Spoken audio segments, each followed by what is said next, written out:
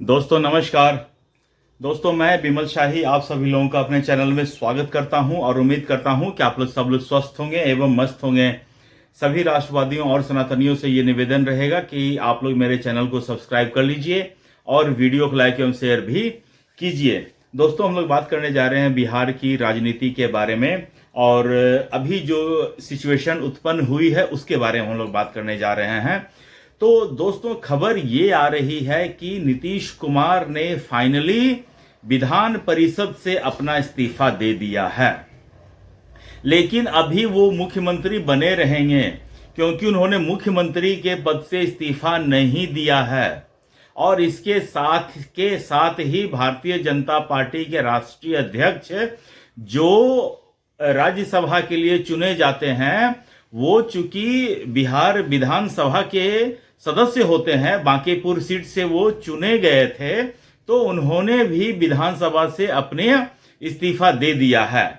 दोस्तों आज जो है इस्तीफा देने का लास्ट डे था और लास्ट डे पर ही दोनों महारथी जो हैं, चाहे नीतीश कुमार हो चाहे नितिन नवीन हो, इन दोनों ने अपने अपने रिस्पेक्टिव सीट विधान परिषद और विधानसभा से इस्तीफा दे दिया। अगर नहीं देते तो इनका जो राज्यसभा जो चुने गए थे वो अपने आप कैंसिल हो जाता।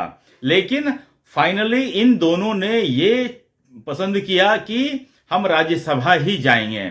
नितिन नवीन का तो ठीक है, उनका तो फिक्स था क्योंकि वो भारतीय जनता पार्टी के राष्ट्रीय अध्यक्ष थे, तो उनका तो शुरू से ये था कि हमको राज्यसभा जाना है। लेकिन इन 14 दिनों में नीतीश कुमार किस किस परिस्थिति से गुजरे हैं, किस किस मनस्थिति से गुजरे हैं, ये नीतीश कुमार का ही दिल जानता होगा। इसी बीच दोस्तों उन्होंने अपने पुत्र निशांत कुमार की भी राजनीति में एंट्री करवा दी। दोस्तों नीतीश कुमार हो या फिर लालू प्रसाद यादव हो या फिर रामविलास पासवान हो, ये तीनों अपने आप को लोहिया के चेले कहा करते थे कि हम लोहिया के चेले हैं और लोहिया के नक्शे कदम पर चलने वाले हैं। तो रामविलास पासवान और लालू प्रसाद यादव ने तो लोहियावाद जो विचारधारा था वो कब का छोड़ दिया था। जैसे ही उन्हें राजनीति में सफलता मिली तो उन्होंने लोहिया के जो विचारधारा था उनको त्यागते हुए अपने अपने वंश को, अपने अपने पुत्रों को, अपने अपने परिवार को राजनीति में ले आए। जहां रामविलास पासवान के पुत्र चिराग पासवान राजनीति कर रहे हैं, उनके बहनोई कर रहे हैं, उनकी बहन कर रही हैं, दामाद कर रहे हैं, हर कोई रामविलास पासवान के परिवार से हर कोई राजनीति कर रहा है। रामविलास पासवान के भाई जो है पशुपति पारस वो राजनीति कर रहे हैं, उनके बच्चे राजनीति कर रहे हैं। तो रामविलास पासवान ने बहुत पहले ही लोहिया के विचारों को छोड़ दिया था, तिलांजलि दे दिया था। सेम स्टाइल में लालू प्रसाद यादव भी लोहिया के विचारों को जिस दिन वो राजनीति में सफलता पाते हैं नेक्स्ट डे ही लोहिया वाला जो चादर था उतार के रख देते हैं और उसमें आग लगा देते हैं और अपने परिवार को राजनीति में प्राथमिकता देते हैं। उन्होंने अपनी वाइफ जो पढ़ी लिखी भी नहीं थी उनको उन्होंने बिहार का मुख्यमंत्री बना दिया। क्यों? क्योंकि लालू प्रसाद यादव कोई यात्रा पे नहीं जा रहे थे, वो जेल जा रहे थे और भ्रष्टाचार के आरोप में जा रहे थे। तो चूंकि वो समझते थे कि बिहार की राजनीति पे उनका और उनके परिवार का प्रथम अधिकार है, तो उन्होंने राबड़ी देवी को बिहार का मुख्यमंत्री बना दिया। और जब कोर्ट ने उनके चुनाव लड़ने पर पाबंदी लगा दिया तब उन्होंने अपने दोनों बेटों को, बेटी को, 8-9 बाल बच्चे हैं उनके, तो सबको उन्होंने राजनीति में सेट कर दिया। और अब तो उनके परिवार में विद इन द फैमिली राजनीति हो रही है, सत्ता के लिए मारामारी हो रहे हैं। उनके 2 बेटे हैं, दोनों बेटे अलग अलग हो चुके हैं। उनकी बहनें हैं, उनकी बहनों को घर से निकाला जा चुका है। उनकी बहनों ने सोशल मीडिया पर आकर आरोप लगाया है। यहां तक कि जो उनकी जो बहन है रोहिणी आचार्य, उन्होंने अपने पिता को किडनी दी तो उस किडनी को भी उन्होंने झूठा बताने के लिए पूरा प्रोपेगेंडा सोशल मीडिया पर रच डाला। तो ये सारा कुछ हो रहा है। एक नीतीश कुमार बचे हुए थे जिन्होंने कभी भी परिवार को सामने नहीं रखा। आज तक नीतीश कुमार का बच्चा जो है निशांत कुमार आज तक कभी भी राजनीति में सक्रिय नहीं रहा, कभी एक स्टेटमेंट भी नहीं देता था, कभी हाई प्रोफाइल पोजीशन पर रहने का कोशिश भी नहीं उन्होंने किया। हमेशा लो प्रोफाइल जिंदगी उन्होंने व्यतीत किया। कहीं भी जाते थे तो ऑटो से जाते थे, ऐसा उनका प्रोफाइल था।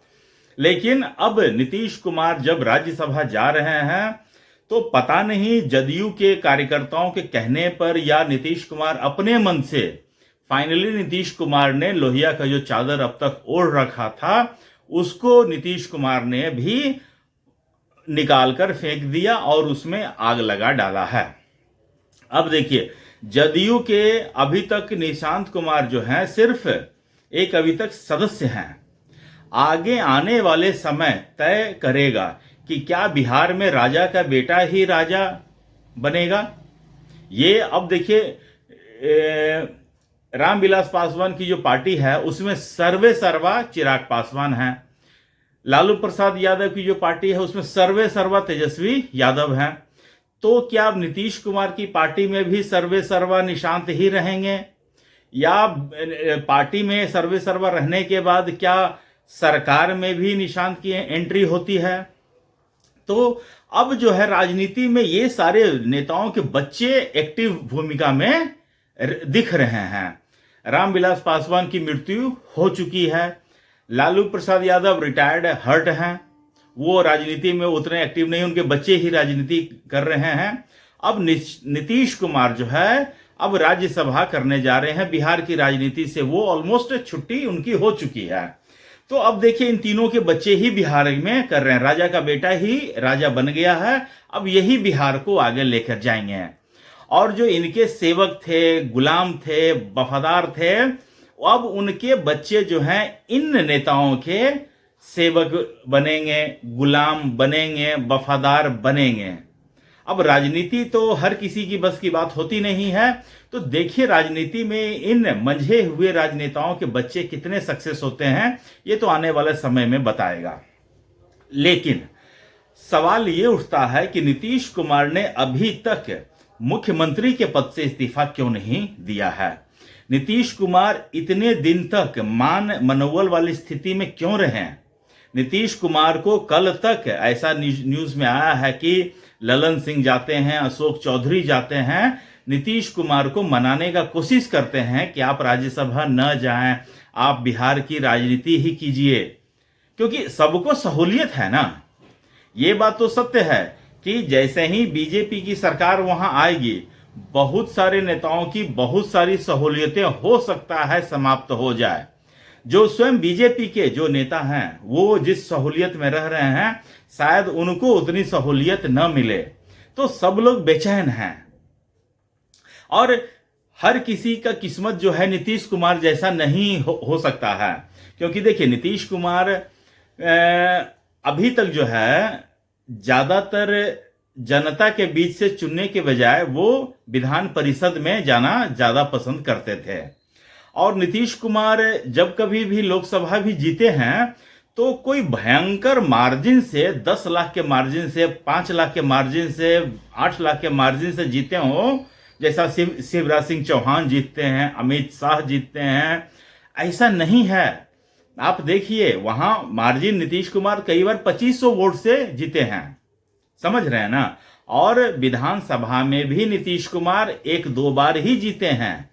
10 बार नीतीश कुमार मुख्यमंत्री का शपथ ले चुके हैं, उसमें से 8 बार वो भाया विधान परिषद ही गए हैं और इस बार भी वो राज्यसभा गए हैं। तो जनता में नीतीश कुमार की लोकप्रियता कितनी है ये तो हम नहीं कह सकते हैं। एज ए सीएम बहुत लोकप्रिय हैं, लेकिन वो चुनाव लड़ने से भागते थे। चुने हुए नेता उनको आप नहीं कह सकते हैं। तो अब देखिए, बिना जनता में उतने लोकप्रिय रहे नीतीश कुमार 10 बार मुख्यमंत्री बन गए, तो क्या उनकी जो औलादे हैं, संतानें हैं, क्या वो करिश्मा कर पाएंगे, ये देखने वाला बात रहेगा। भविष्य तय करेगा कि निशांत में कितना करिश्मा है, क्या वो कितना वो लोगों का विश्वास जीत पाते हैं कि उतना बड़ा समर्थन नहीं रहने के बाद। मैं हमेशा कहता हूं कि राष्ट्रीय जदयू के लोग जो प्रवक्ता हैं वो कहते हैं कि नीतीश कुमार ने बहुत काम किया है और जितने भी सीटें मिली हैं वो नीतीश कुमार के चेहरे पर मिली हैं। तो मेरा हमेशा से जदयू को एक चैलेंज रहा है कि जब आपके पास नीतीश कुमार जैसा इतना बड़ा चेहरा है, सेकुलर छवि है, इतना काम आप लोगों ने किया है, देन वाई नॉट आप एक बार पूरे 243 सीटों पर एक बार अकेले आप लड़कर तो देखिए कि आप कितने पानी में हैं। ये तो पता चलेगा, ये तो पता चलेगा कि जनता में आपकी एक्सेप्टेंस कितनी है, आपने कितना काम किया है, कितना पॉपुलर चेहरा है, कितने बड़े सेकुलर नेता हैं, ये सब आपको पता चलेगा। लेकिन आपने कभी चलने दिया ही नहीं, सिर्फ एक आभा बना कर रखे हैं कि नीतीश कुमार का चेहरा, नीतीश कुमार का चेहरा, लेकिन आपने वो कभी टेस्ट दिया ही नहीं है। तो ऐसा ही होता है। तो मेरी तरफ से तो यही है कि जो भी सरकार बने, नीतीश कुमार जल्दी से मुख्यमंत्री के पद से भी इस्तीफा दें और नए सरकार का मार्ग बनाएं। अब नया सरकार का गठन कैसा रहेगा, कैसा नहीं रहेगा, कौन कौन सा मंत्रालय रहेगा, मिनिस्टरशिप गृह मंत्रालय किसके पास रहेंगे, डिप्टी सीएम कौन रहेगा, ये सारा चक्रव्यूह में नीतीश कुमार फंसे हुए हैं। गोटी सेट कर रहे हैं, किसको कहाँ कैसे सेट करना है, कौन सा मंत्रालय बीजेपी के पास जाएगा, कौन सा मंत्रालय जदयू के पास जाएगा, विधानसभा अध्यक्ष कौन बनेगा, ये सारा कुछ नीतीश कुमार पूरा फाइनलाइज करने के बाद ही हमको लगता है इस्तीफा देंगे। देखते रहिए आप लोग क्या होता है।